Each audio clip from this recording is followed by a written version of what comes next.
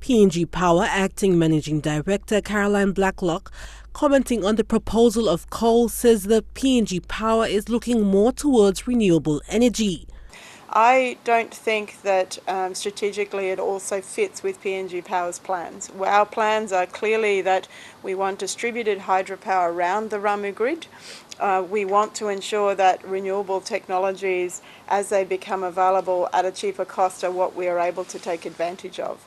I don't think that it's necessarily a generation reason why we have power challenges in the Ramu grid.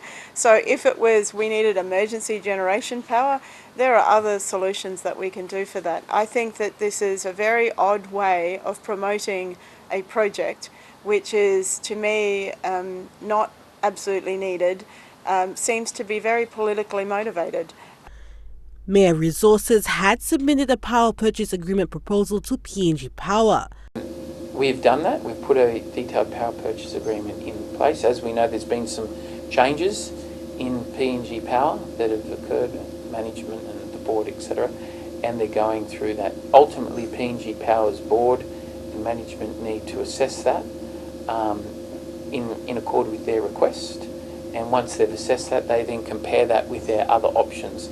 And their other options will look at reliability, least cost, and also the environmental side of things as well.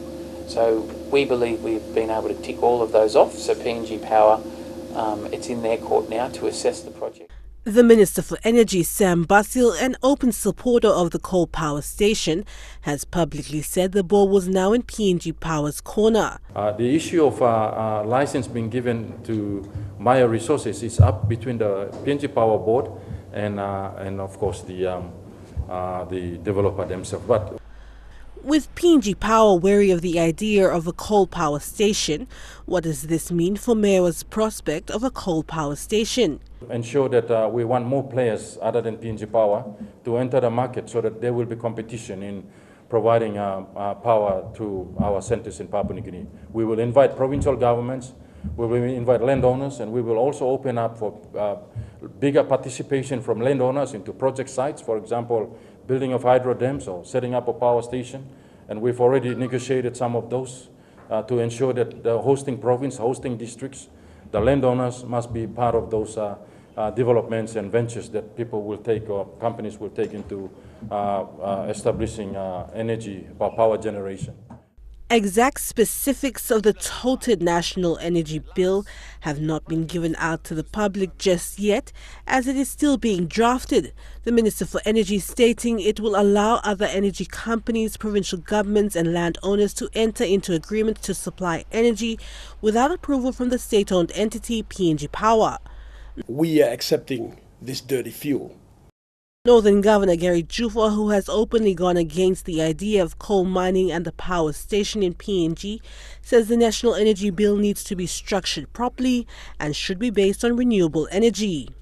If I had my way, I would not support this bill. I would say PNG Power remain the exclusive supplier of energy or power in Papua New Guinea.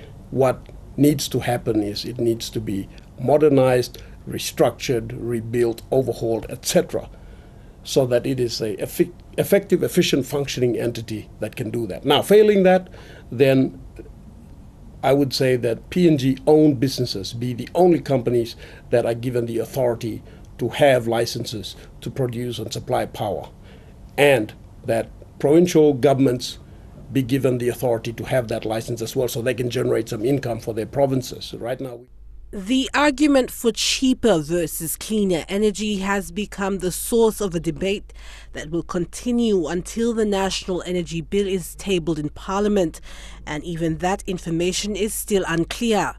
Adelaide Siraks Kari, National, MTV News.